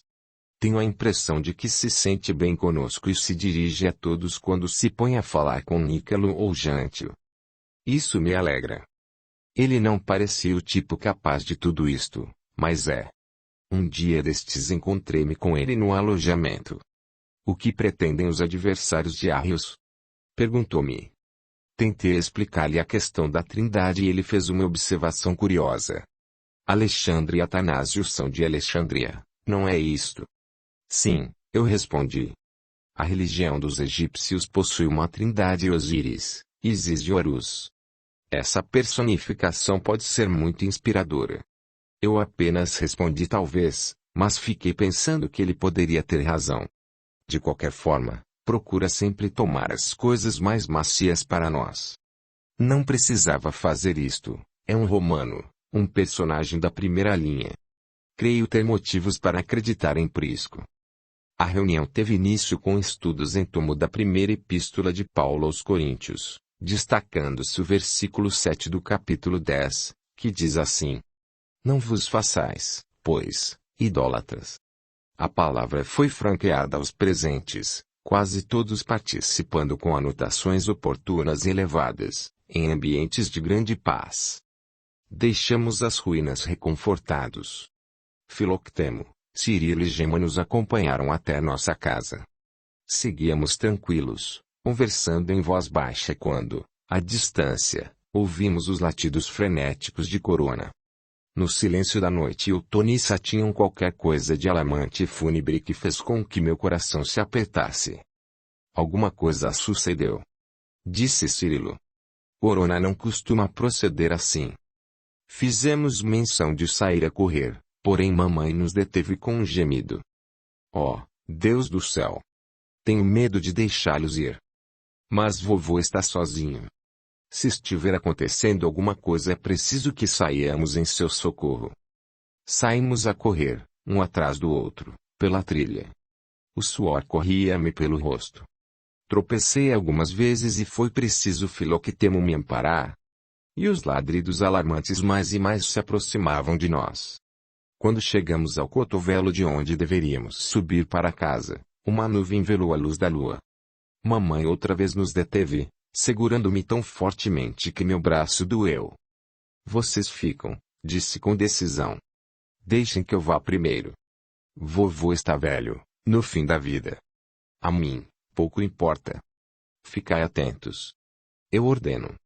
Se algo me acontecer eu gritarei. Nesse caso voltareis pelo mesmo caminho. Pelo amor de Deus, mãe. Fez Cirilo com desespero. Não me peças isto. Não peço, ordeno. Deu-nos as costas e, com decisão, enveredou pelo caminho sinuoso que levava à porta dos fundos da casa. Olhei para a lua. Com mais um pouco mamãe poderia chegar ao alto relativamente encoberta, pois vestia um manto vermelho escuro sobre a túnica castanha. Os espinheiros e a sombra de um junípero roubou a nossa observação. Os latidos de Corona faziam-se roucos e isso levou Cirilo a observar. Corona está latindo há muito tempo. Está rouca. Isto quer dizer que se algo aconteceu, como deve ter acontecido, foi há bastante tempo. Agora o luar cai intenso e azulava as águas do rio, tomando as sombras mais densas e aterrorizantes. Meus antigos temores retomaram. Eu tinha a impressão de que Corona latia há séculos. E apesar da noite estar fria, o suor empapava-me. Minhas mãos, entretanto, se enregelavam. Senti uma mão pousar em meu ombro. Era Filoctemo. Comecei a tremer tão intensamente que, no silêncio, ouvia meus dentes batendo. Por que mamãe demora tanto? Ouvi a voz angustiada de Cirilo. As peças metálicas dos uniformes que ele e Filoctemo envergavam luziam aos raios da lua. Tínhamos sido criados num regime de fiel obediência e eu sentia a luta que se desenrolava no espírito de meu irmão. Ficaram correr pela rampa acima. Eu pensei. Se isto durar mais um pouco, será demais para mim.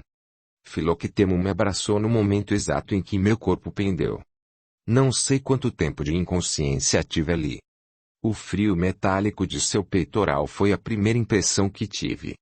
Depois ouvi os latidos alarmantes que vinham do aprisco. Abri os olhos. O rosto ansioso de Filoctemo estava a 2 dedos do meu. Sentindo-me entre as brumas de um sonho horrível, ergui a mão e tateei o vazio. Depois toquei-o. Ele era real e seu rosto também porejava suor. Mas aquela sensação de irrealidade deveria acompanhar-me ao longo das horas seguintes. Foi naquele instante que, saindo por detrás do junípero, mamãe surgiu de volta e nos disse: "Podeis vir." Seguimos-lhe. Eu fiquei para trás com Filoctemo que me amparava, pois minhas pernas tremiam e eu cambaleava. Ela nos conduziu em direção à porta da frente, contornando o aprisco rodeado de espinheiros. Lá dentro Corona fazia desesperados movimentos acompanhando a direção que seguíamos e latindo sem parar. Assustadas, as ovelhas e cabras baliam surdamente e saltavam mais por sobre as outras. Aos pés dos degraus da frente um espetáculo horrível nos esperava. Um vulto estava caído de costas, com uma lança espetada no peito. Não foi difícil adivinhar quem estava ali deitado, hirto, mantendo em suas carnes aquela lança acesa no ar. Ajoelhamo-nos em torno de vovô. À luz da lua eu podia ver os seus olhos azuis abertos e úmidos pelo orvalho da noite. Uma grande mancha de sangue pintava-lhe a túnica rude, em tomo do ferimento mortal. Antes de morrer ele pudera ainda descansar as 2 mãos sobre o peito e dava-nos agora uma estranha sensação de estar dormindo. Cirilo tocava-o e nos dizia: "Está completamente frio." Foi há algum tempo. Os 2 moços levantaram-no nos braços e o levaram para dentro. Eu ouvi a voz de mamãe. A porta estava aberta. "Pode haver gente aí dentro." "Não, não há, eu já verifiquei." Ela acendera uma candeia e veio colocá-la junto ao morto. Tinham-no deitado sobre o chão e a lança, com o movimento, pôs-se a balançar de um lado para o outro. Era preciso retirá-la, mas havia em cada um de nós um pouco de constrangimento. Ninguém se animava e ninguém falava tão pouco. Foi Cirilo quem tomou a decisão. A ponta da lança, denteada, enroscara-se nos ossos e foi preciso um violento esforço para retirá-la. A cena encheu-me de terror mortal, foi um dos espetáculos mais horríveis a que assisti em toda a minha vida. O rosto de meu irmão se fez lívido e minha mãe segurava um soluço apertando a boca com as mãos. Gemma começou a chorar. Esgueirei-me até a janela perdida num mar de sentimentos contraditórios e não encontrei lágrimas para aliviar meu desespero. Por que o tinham feito? Por quê? Era um velho inofensivo. Quem poderia ter sido tão mal? Seria eu a causa? Era aquela uma resposta à visita de Prisco. Vi mamãe sentar-se ao chão, junto ao corpo. Ela fechou os olhos de vovô com um dos seus amoráveis gestos. Chorava quietamente e sua voz parecia normal quando disse a Cirilo: Filho, desce ao aprisco e aquieta e corona. Cirilo enveredou para dentro da casa. No silêncio que se seguiu ouvi seus passos. Retirou a tranca do alçapão, desceu os degraus. Depois ouvi as frases com que tentava serenar o animal. Corona ganha emitindo sons de alegria entre ladridos de inquietação. Para banir de meus pensamentos a figura de vovô transpassado pela lança, eu tentava imaginar o encontro de meu irmão e Corona. Os acenos humildes e amorosos dela, suas orelhas encolhidas, sua língua cor-de-rosa lamber-lhe o rosto e as mãos. Era um espetáculo de vida e amor. Eu dizia a mim mesmo que havia morto vovô. Sim, tudo fora por minha causa e minha vida estava estragada para sempre. Eu nunca mais lograria a esquecer. Eu via estendido à luz da candeia, a brutal mancha de sangue sobre seu peito. Um pobre velho abatido e indefeso ante um ódio que ele desconhecia. Para todos ali, a ira que o prostrara era indeterminada, menos para mim. Eu sabia. A desgraça caíra sobre a casa pela força do único amor que tive e teria no decorrer de toda a minha vida. Um sentimento cândido e puro podia ter consequências horríveis, transformar-se em morte e terror. Cirilo voltou com Corona nos seus calcanhares. Ela se aproximou de vovô e começou a cheirá-lo. Erguia para nós os olhos desinquietos e interrogativos. Quis levantá-lo com focinho, depois foi estirar-se junto à porta com a cabeça repousando sobre as patas dianteiras. Mas, de quando em vez olhava para fora e suas orelhas se espetavam, ela rugia roucamente. Fiquei parada junto à janela, sem saber o que fazer nem dizer. Os outros faziam suposições, queriam saber o que se passara em nossa ausência. A mim, todavia, tudo aquilo importava bem pouco. Antes fora o Prisco, o golpe falhara, eu continuara viva, depois chegara a vez de Prisco. Vovô morrera sem nenhum pretexto a não ser o capricho. Temos hora certa para estar de volta, mãe. Ouvi Cirilo dizer, das intolerável pensar em deixá-las, atiagá-las sozinhas depois disso. Podemos fazer alguma coisa. Fez Filoctemo baixinho. Avisaremos meus pais. Gema ficará aqui. Vai tu. Disse Cirilo com desespero na voz. Não voltarei ao quartel Filoctemo, não posso deixar esta casa. Queres aumentar a desgraça, ele ponderou. Tens de voltar. Eles te liquidarão se desertares. Mamãe parecia assenhorear-se da situação. Disse com energia. Tens de ir. Irás imediatamente com Filoctemo, há tempo de levar de Gema. Tudo isto já foi demais para ela. Gal e eu ficaremos aqui dentro, com as portas fechadas, até que nasça o dia. Corona nos protegerá. Filoctemo dirá em sua casa que venham para o sepultamento. É quanto basta. Havia um tom firme na voz dela e eles se aprestaram para partir. Temos que regressar pelas ruínas. Os cavalos ficaram lá. Tem cuidado. É preciso protegeres os teus companheiros. Há um ser maligno e ardiloso oculto na escuridão. É preciso que vos acauteleis. E avançou para a janela e olhou à noite. Por cima de meus ombros podia ver as estepes envoltas no luar, os lisos cabeços dos rochedos e as sombras profundas que eles projetavam. Havia um silêncio sepulcral lá fora. Antes de sair, Cirilo me abraçou. Tens medo? Perguntou-me. É horrível deixá-las. Lembra de nosso pai. Somos o sangue do seu sangue, a alma de sua alma. Nada fizemos, não temos culpa. Estamos inocentes diante da morte. Isto não nos basta. Ele me olhou firmemente e disse. Sim, em verdade isto nos basta. Beijei-o. Depois caminhei tenso e frio até onde estava Filoctemo e beijei-o também. Ignorei o seu olhar transbordante de cuidado e ternura. Se fosse ele e não Prisco, tudo estaria resolvido. Filoctemo me fixava e seu olhar dizia: amo-te. Mas era tarde demais. Os meus caminhos não eram retos e luminosos. Meu coração me conduzira para o país dos labirintos e dos abismos sombrios. Meu amor desconhecia a primavera. Era uma estação de ventos mortíferos que me despedaçavam o coração. O que diria Prisco? O que fora feito do vigia que encarregara de manter nossa casa fora de risco? Possivelmente entre as ravinas um outro corpo se enrijecia sob o frio luar. Ouvia a mamãe despedir-se dele dizendo: ide com Deus. E sua voz não tremeu.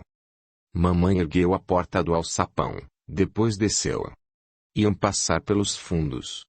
Se alguém nos vigiasse, julgaria que as pessoas não tinham deixado a casa. Depois ela se assentou e creio que se pôs a orar. Eu pensava em nossa segurança. Já não era capaz de fazer nenhuma previsão para o futuro e pouco me importava o que pudesse suceder dali para frente. Ao ver vovô caído, morto, eu dissera adeus à minha mocidade. Lá fora o vento começou a soprar. Mamãe levantou a cabeça e disse: é Borés. Chega o inverno. Depois olhou para vovô e balançou a cabeça. Eu lhe disse que não abrisse a porta. Pobre pai, era tão indefeso que não poderia nem ao menos gritar por socorro. Por minha cabeça passou a cena dramática.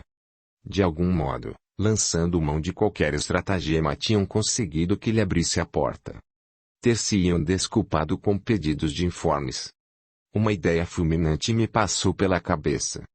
Uma voz de mulher poderia ter chamado pelo lado de fora. Sim, fora isso, só por isso vovô abrira. Depois ela se poria a falar e vovô responderia fazendo sinais, emitindo aqueles horríveis sons. Reparei em sua face. Havia uma marca larga e rubra atravessando-a da sobrancelha ao maxilar. O rebenque de Otávia. Antes de ordenar que o matassem, ela vergastara-o. 1000 vezes eu me perguntaria como se tinha passado a cena, como fora. E nunca tive uma resposta. Mas de cada vez enchia-me de aflição imaginando o terror do pobre velho, seus grunhidos e, finalmente, o seu corpo caindo na escada. Alguma coisa de terrível acontecera na estepe aquela noite. E nós a avaliamos quando o dia nasceu e as pessoas que vieram ter conosco contaram, horrorizadas, que um ou outro homem fora encontrado morto entre os rochedos. Lutara, mas fora ferido de morte. Seu sangue salpicará as rochas e os espinheiros mais próximos. Tal como eu supusera. Não disse nada, mas não tive sombra de dúvida de que o desconhecido era o homem que Prisco contratara para nos garantir.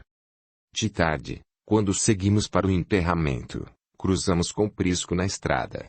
Seu rosto se cadaverizara. Ele desceu do cavalo e descobriu o rosto de vovô. Envolto em seus cabelos e em sua barba branca ele parecia dormir. O outro era o homem que pagavas?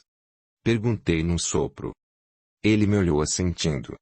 E eu continuei. Como soubeste? Filoctemo e Cirilo contaram aos outros. Nicalo avisou-me. O cortejo seguiu e eu permaneci um breve instante ao lado dele. Dei uns passos sem saber o que dizer e ouvi a voz dele clara e maquinalmente balbuciar. Ela venceu. Sem me deter virei a cabeça. E enquanto nos afastávamos trocamos um desolado olhar. Capítulo 26. Perdi a noção do tempo. Sei que o outono se transformou em inverno, com o frio vento noroeste assoprando sobre a desolação da estepe. Mamãe e eu terminamos a colheita minguada e recolhemos o que foi possível. Enquanto estávamos fora, a casa era fechada e Corona posta a vigiar os animais. Quando retiramos o derradeiro molho de forragem, tivemos um melancólico olhar para o pequeno trato de terra. Não sei se o mesmo pensamento ocorria à mamãe, mas eu estava me despedindo dele para sempre. Teus avós trabalharam aqui. E teu pai, desde menino. Só Deus sabe quantos anos esta nora tem. Disse mamãe. Era manual, um longo tronco em cuja extremidade um saco de couro recolhia água no leito do rio. Eu me banhara ali, na gélida madrugada em que fugira do palácio. Enrolei-me fortemente em minha manta e me aproximei de mamãe. Ela se absorvia em seus pensamentos. O vento sibilava nos juncos e os pés de rododendros estavam despidos de suas últimas folhas. Ao sopro violento, a nora rangia e estremecia agitando-se de um para outro lado.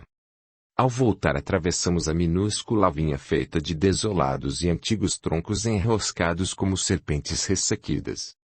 O trabalho de vovô ainda era visível ali.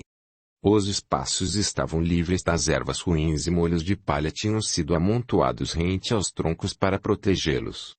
Um instrumento chamado bipalium pendurava-se a um cepo. Agora eu já não tinha vontade de ficar em casa. E com o inverno avançando era tempo de descermos para dormir nos cômodos inferiores. Os cômodos de cima permaneciam tristes, frios e vazios. O silêncio entre nós duas às vezes pesava de maneira quase intolerável. E até Corona sentia esse constrangimento, pois ia deitar-se pelos cantos a dormitar entre olhares de interrogação e censura. Certa manhã mamãe trancou ao sapão pelo lado de baixo e me ocorreu que ela estava sentindo medo. Procurando ser natural me disse que era preferível fazermos o trabalho da noite ali mesmo. Vi que já tinha trazido todo o necessário para afiarmos e tecermos, tarefas essas exclusivas dos meses de inverno. Embaixo, além de Corona, tínhamos os animais e a cerca de espinheiros. Em cima apenas uma porta sem reforço nos separava de um ataque exterior. Ela, entretanto, se desculpou lembrando que lá embaixo permaneceríamos mais aquecidas com a proximidade do rebanho. Se mamãe tinha pressentimentos, eles começaram a se manifestar. Uma onda de violência se desencadeou sobre os cristãos mais conhecidos de Sebastes. Nenhum édito fora proclamado e nossos amigos balançavam a cabeça sem compreender. Um certo Andréas, ourives de profissão, foi atado a um cavalo e arrastado pelas ruas da cidade, não se sabia por quê. Ao terminar o castigo estava morto. Seus bens foram confiscados. O segundo foi Antístios, negociante de tecidos, morto enquanto sua casa era saqueada. Este era um homem avançado em anos, antigo morador de Sebastes. Quando soubemos dos fatos mamãe comentou agorentamente. Trata-se de um simples experimento. Foi assim das outras vezes. Tateiam antes de nos cair em cima. Em Sebastes não existem cristãos nos altos postos administrativos. Isto é ruim para nós. Atiçam a cobiça dos depredadores, oferecem-lhes repastos. O despojo é vosso. Depois disso a tarefa fica-lhes mais fácil. A oficina de Andréas, a loja de Antístios. Muito bem. Pelo processo habitual justificam-se a dilapidação e o assassínio. Mas isto só não basta. Alguma coisa de sério e grave precisa suceder contra os bens públicos. Depois seguir-se-á uma acusação frontal contra os cristãos. Isto se dará. Vereis. Estávamos à porta da casa, ela, eu e Saturnino, um frequentador da igreja a quem fornecíamos couro para o fabrico de sandálias. Era um homem encurvado e tímido e eu ainda me lembro do seu ar medroso e assustado enquanto mamãe lhe falava. Ele tartamudeou. Mas não é lícito. Não houve édito. O último édito continua em vigor. Não é lícito. Sim, está claro, não é lícito. Mas quem tem o poder nas mãos tem forças ilimitadas. É tão simples. O aborrecimento é apenas para os subjugados.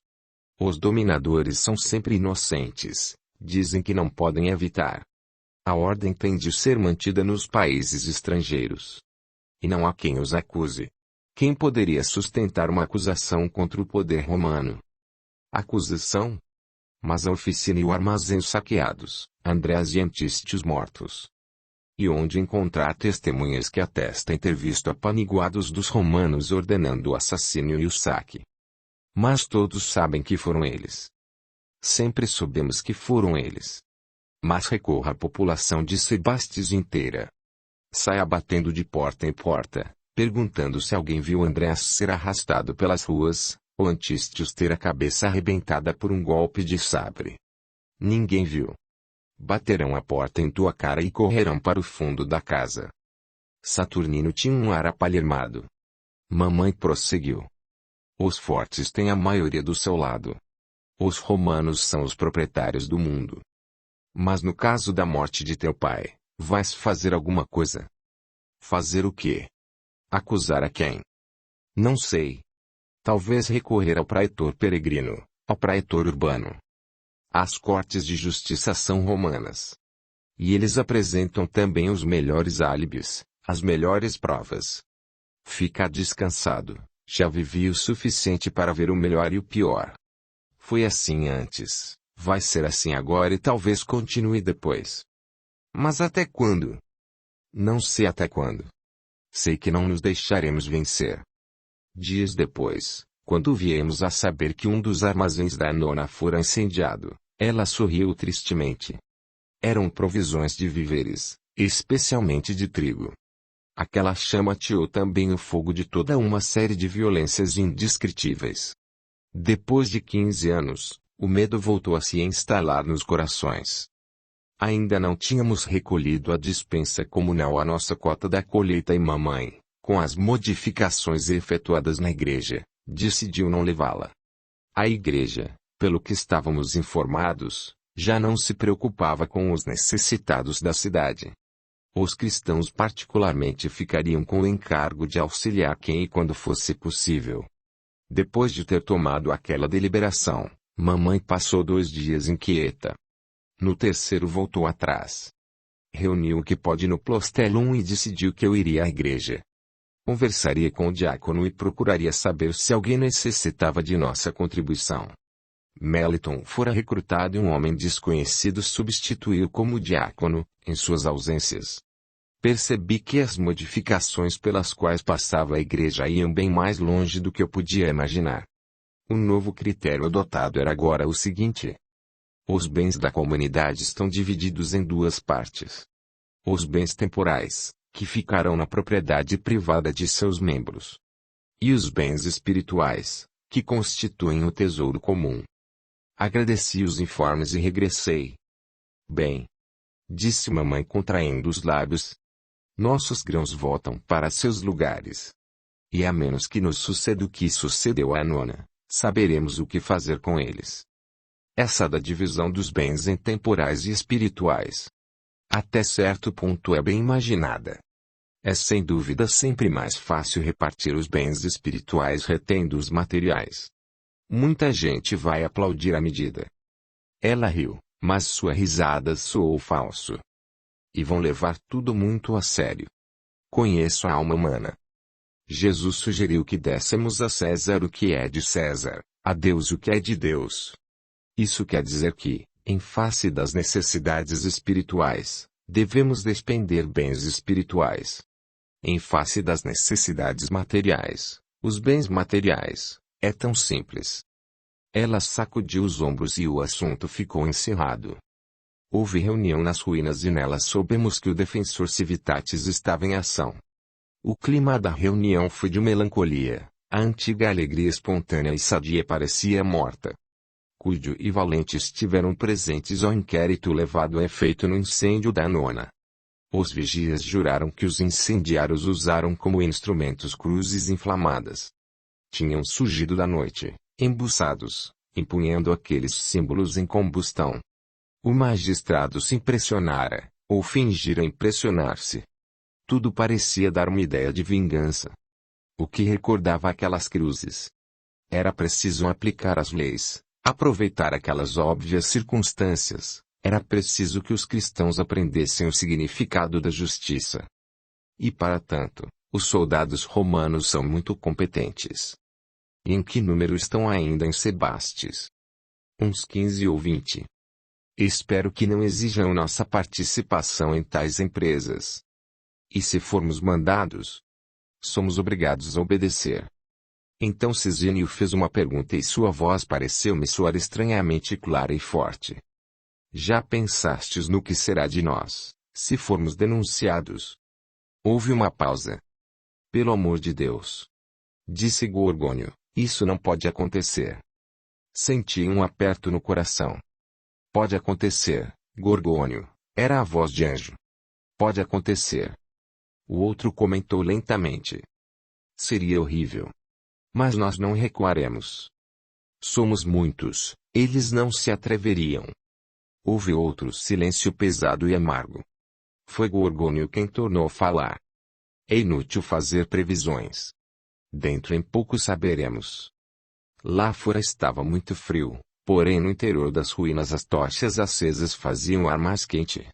Do rio, entretanto, subiam tênues névoas que iam avançando através da esplanada. Vi que um espesso suor escorria pela fronte de Gorgônio. Seu rosto estava rubro, era a excitação que o fazia transpirar. Ele continuou.